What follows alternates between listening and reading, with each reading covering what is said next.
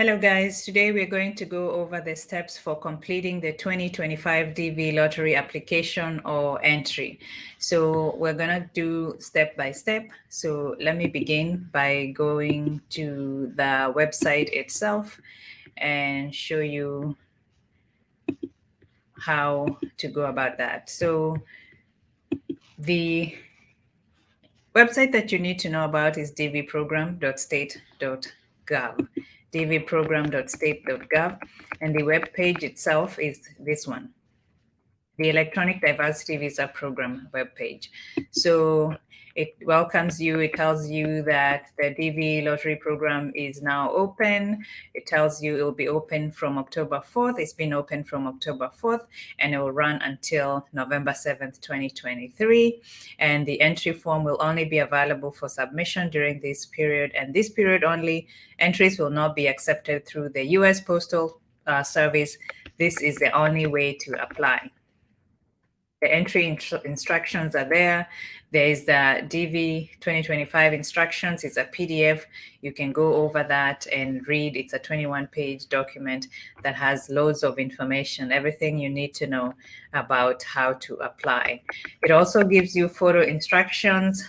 Before beginning the process, you have to verify that your picture and pictures for any dependents fully comply with the DV entry photo requirements included in the DV 2025 instructions. Your case will be disqualified if you submit a non-compliant photo. Remember what I said in that previous video that I made about photo requirements? That is the quickest way to be disqualified from the DV program. So make sure your photograph is on point. So after you have all your information together, you have your information, your spouse's information and photos, your children's information and photos. And remember, your children include your biological children, your stepchildren, your adopted children. So you have to have adoption papers if you have adopted children. So they have to be under 21 also. So after you do that, you have everything ready. You press that button, the green button, begin entry. So when you press on that, it takes you to a different page, and I'll show you what page that is. So let's go to that page that opens up when you press that green button. So here's the page. This is the official entry form, electronic diversity visa entry form. It will take you about 30 minutes to complete this. Make sure you're sitting somewhere where there is strong internet connection, where you have good signal. You make sure you have a computer, laptop, desktop, not a phone. I wouldn't advise you to use a phone, just because this is a very important thing. If this goes through for you, then this can be life-changing for you. So for authentication purposes, this you have to do this captcha. So if you can't see this very well, you can press on that and try that. See if you can see that better. So let me try that. I'll do 6V. I'm assuming that's a V. TUBMY. See if that will be accepted. And yes, it's accepted. So this is part one of the entry form. It's about the primary applicant's information. So this is your name, address, city of birth, date of birth, all of that. So we'll go over it step by step. So our example today is Jane Wamboi Kamau. That's the name I've chosen for today. It's a random name.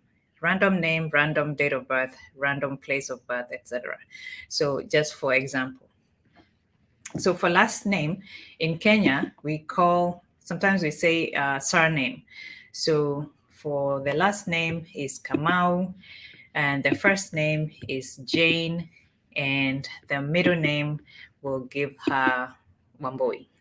If you don't have a middle name, if you're just John Smith, then you're just John Smith. Then Smith will be the last name, John will be the first name, and that's the end of that. You can say here, no middle name.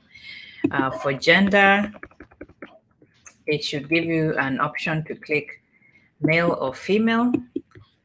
Let me move down and see whether that will be available later on.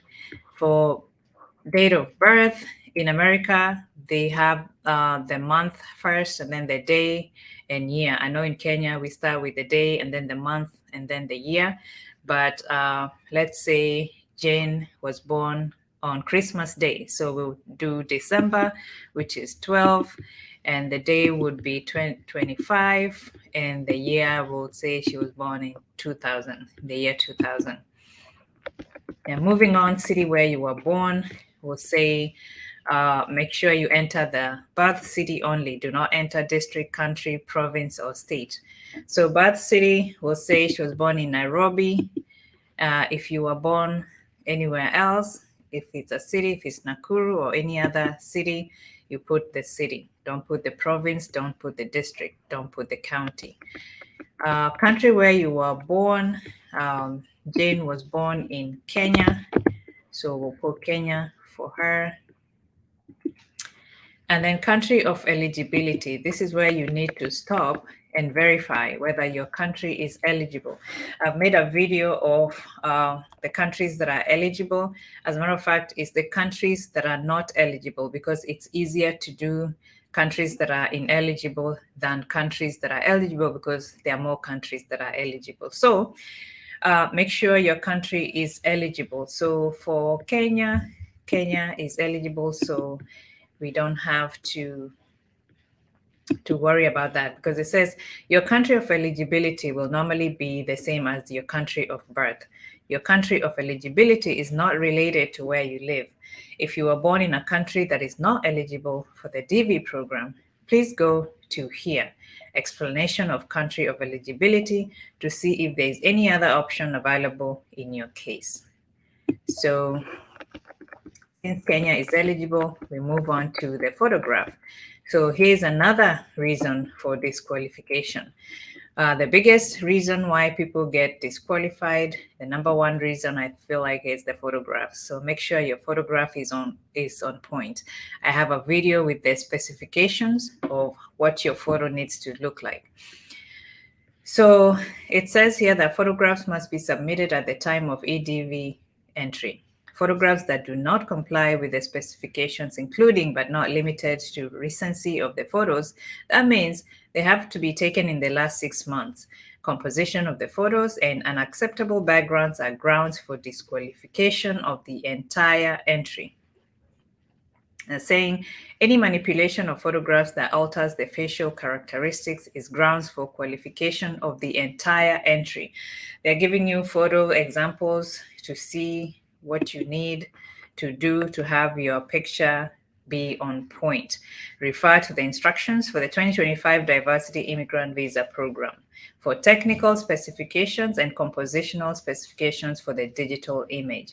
So today I went and took a photo for the purpose of this video and to see if I will be able to go through with this process and to show you how I did it. So it says clicking the choose new photo button will allow you to look for and choose the file which is storing the photograph. Once chosen, the file name and the photo will display. If the photo is not correct, please click on the choose new photo button to choose a new file. So let me choose a new photo and see if I can find my photo. I see it here. So I will look for my photo. And as I look for my photo, let's talk about the photo. So remember how I was talking about the background, the specifications, the size, the resolution. That's really important. It's important that you follow that. You follow those instructions because failure to do that is grounds for disqualification. So here's my photo. I found it. So let's see if I'm able to add it. And here it is. This is what I took today. You can see that I'm looking straight into the camera. My eyes are open. My hairline is visible. You can see my ears. I'm not making any facial expression. My facial expression is natural, like I'm not smiling, I'm not laughing, I'm not crying. And I'm wearing regular clothing. I don't have anything on my head to cover my hair. I don't have my glasses on. I took my glasses off, and the background is white. And the picture was a 2x2. I went to the studio and had them take that picture for the purpose of this this video.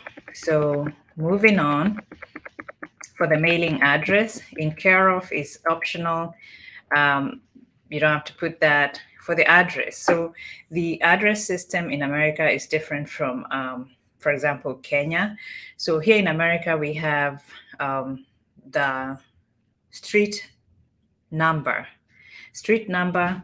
and then the street name, then the city, the state, and the zip code. So an address composes of like 5 things. In Kenya, it can be a PO Box 19, Kipkelion, or whatever.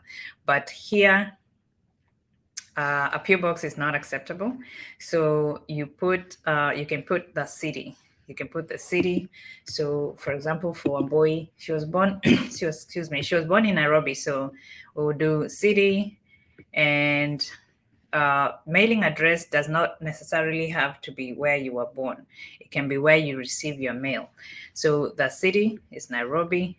The state or district, province can be still Nairobi, and the postal code, we can use the GPO postal code. The address line, we can use Kenyatta Avenue, where the GPO is. They just need something there as an address, mailing address. They're not going to mail you anything by mail anyway. The most important thing is the email address. So for the country is Kenya. So we add that there. And then country where you live today. So you might not be still living in the country where you were born, but Wamboi still lives in Kenya. She wants to migrate to America. That's why she's playing the green card. So she still lives in Kenya. Where is Kenya? It's not coming up. It should.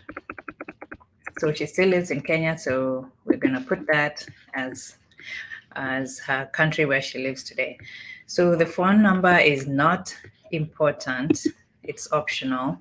So we're not going to put anything that is optional. Email address. So Wamboi went and created a Gmail account because she didn't have an email address before. So she went and created this for the purpose of this application so that she can have this for her confirmation and also for communication with the US. So this email address will be used to provide you with additional information if you are selected. So make sure you have access to this email address. Make sure it's your email address. Don't let somebody else use their email address. And then, when it comes to the time for notifications, and you've probably won, then they're refusing to give you the confirmation number, stuff like that. So please be aware of this. Have your own email address that you have access to. What is the highest level of education you have achieved as of today? So high school, no degree, high school degree. So Wamboi finished Form 4, 12 years of elementary and high school education, elementary and secondary. So we would pick that. High school degree. She finished and she got the KCSE. So convert that to your equivalent in your country, wherever you are. So it's 12 years. So what they're saying is you must have a minimum of a high school diploma reflecting the completion of a full course of study. Vocational schools or equivalency degrees are not acceptable. So, or be a skilled worker in an occupation that requires at least 2 years of training or experience to qualify. So if you have other questions about that, there's a website that they give you, 12online or .org, 1tonline.org. So visit that website if you want to find out more about that work experience. So what is Wamboi's current marital status? So Wamboi is married and her spouse is not a U.S. citizen or lawful permanent resident of the U.S. So she will click that married and my spouse is not a U.S. citizen. And then if you are divorced, then be prepared to bring your divorce papers to the interview. If you are widowed, be prepared to bring your marriage certificate and your divorce and your husband's or wife's death certificate to the interview if you're selected. If you're legally separated, also bring court papers. So, and they're explaining this for you. Legal separation is an arrangement when a couple remains married but live apart following a court order. So the court is involved now. So if you and your spouse are legally separated, your spouse will not be able to immigrate with you through the diversity visa program. You will not be penalized if you choose to enter the name of a spouse from whom you are legally separated. If you are not legally separated by a court order, you must include your spouse even if you plan to be divorced before you apply for the DV. Failure to list your eligible spouse is grounds for disqualification because you're lying, and lying is not acceptable. If your spouse is a U.S. citizen or lawful permanent resident, do not list him or her in your entry. So number of children, Wairimu, Wambui has one child under 21. So, and it explains what you need to know about this. Children include all biological children, legally adopted children, and stepchildren who are unmarried and under the age of 21 on the date you submit your entry. You must include all eligible children, even if they do not live with you or if they do not intend to apply for a DV as your derivative. So failure to list all eligible children is grounds for disqualification. If your child is a U.S. citizen or lawful permanent resident, do not list him or her in your entry. So that's pretty much it. That's pretty much it for the first part of the application. The next part of the application is for the derivatives, is for your husband or wife and for your children. And you will go through the same process. Make sure you have their photos ready, ready to upload. Make sure you have all their information ready, and it will be quicker for you if you have everything ready. So that's it. That's the process, line by line, how to enter the application. I'm not going to click submit because it's just for showing you how to do it. It's not like I'm trying to enter the DV lottery program. So if you have any questions, you can leave me a comment down below. Let me know if you are successful in putting in your application. Let me know if you went and got a photo that meets the qualifications. And good luck from the bottom of my heart. Good luck to all the participants, people who are trying for the 2025 DV lottery this year. I hope that I'll see you here in America when you finally succeed, when you go through your visa application and acceptance. I hope that everything works out for you. Thank you for watching, guys. Thank you for subscribing, the new subscribers and the old subscribers, the viewers all over the world. Thank you so much. Please consider subscribing to this channel if you haven't, and I'll see you guys next time.